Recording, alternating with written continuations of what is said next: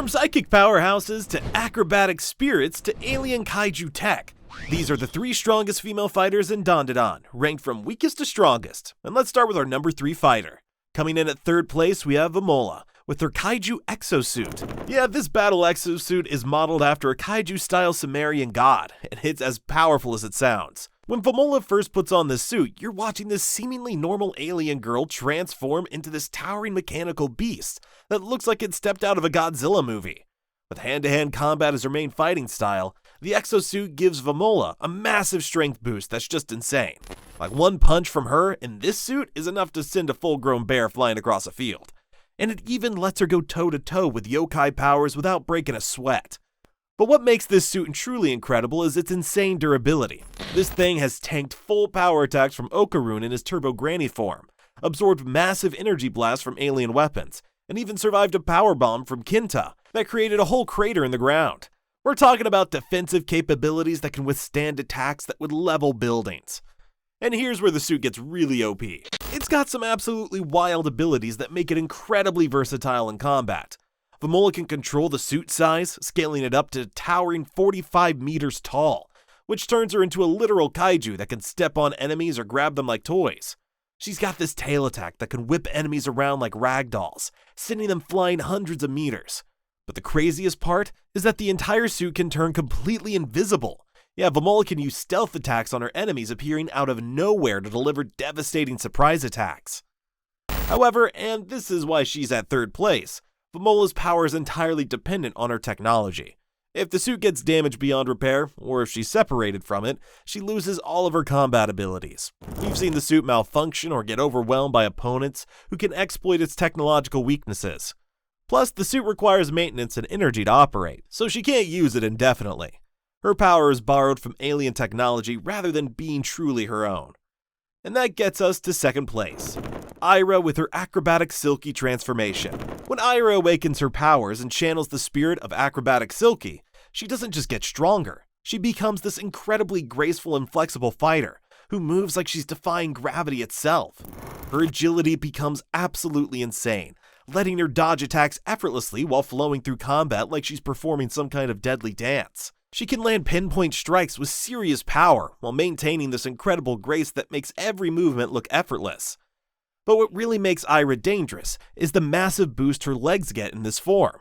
She can throw these devastating kicks at close range that hit with enough force to send enemies flying, and her jumping ability becomes superhuman. She can leap between buildings, bounce off walls, and use her enhanced leg strength to deliver aerial attacks that are impossible to predict or counter. But here's where Aira's power gets truly wild. Her hair becomes this incredibly versatile weapon that can do almost anything. It grows super long, becomes ultra flexible like it has a mind of its own, and turns into a legitimate combat tool. She uses her hair to grab enemies and throw them around, swing through the air like she's Spider-Man, block incoming attacks from forming defensive barriers, and even launches herself like a missile across the battlefield. At one point, she literally shapes her hair into a drill to pierce through enemy defenses. The hair manipulation is incredibly creative and unpredictable. She can split into multiple strands to attack several enemies simultaneously, use it to bind opponents while she delivers finishing blows with her kicks, or create complex formations that confuse enemies about where the next attack is coming from. It's like having dozens of extra limbs that can extend, contract, and move independently.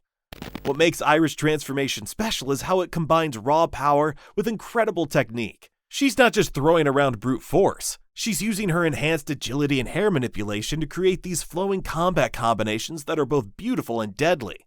The emotional connection with acrobatic Silky also gives Aira access to the spirit's memories and combat experience, making her incredibly tactical and adaptable. However, Aira's power is still dependent on her connection with acrobatic Silky spirit. If that connection gets severed or weakened, her abilities diminish significantly. Plus, the emotional toll of channeling a tragic spirit can affect her performance in extended battles. The power is partially borrowed rather than entirely her own. But that brings us to first place, and this is Momo with her psychokinesis powers. Now you might be thinking, wait, didn't Aira hold her own against Momo in some of their encounters? And yeah, that's true, and here's why Momo takes the crown when you look at the complete scope of her abilities. First, her psychokinesis is absolutely broken in terms of versatility and raw destructive power. She can summon these giant invisible hands made out of pure psychic force that are strong enough to toss enemies around like they weigh nothing, lock them in place completely, or even float them in the air while she's moving around the battlefield. When it comes to close combat, Momo's psychic abilities give her incredible tactical advantages that are impossible to counter. She can pull enemies right into her knee for devastating strikes, kick them while they're floating midair and completely helpless, or launch objects at them from their blind spots while they can't see the attacks coming. She can create psychic barriers to block incoming attacks or push enemies away when she needs space to strategize. But here's the really terrifying part. She can literally grab someone's heart with her psychic hands. Yeah, she can reach inside someone's body and manipulate their internal organs, which is just insane. But the real game changer is her Momo Tribe Beam, this massive repulsion blast that's strong enough to wipe out entire alien armies in one shot. We've seen her use this attack to clear out dozens of enemies simultaneously, and the destructive power is off the charts.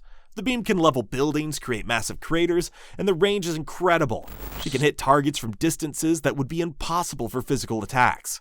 Plus, Momo's inhumanly durable, even without her psychic powers actively protecting her. She's tanked hits that would hospitalize normal people and kept fighting like nothing happened. Her pain tolerance and physical resilience are just incredible, which means she can keep using her psychokinesis even if she takes serious damage.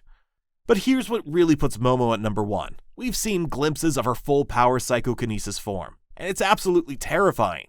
When she glows and enters that state, she literally says she feels invincible, and her very thought becomes reality. In that form, the lines between what she imagines and what actually happens disappear completely. She becomes this reality-warping entity where her psychic powers aren't limited by physics or logic anymore.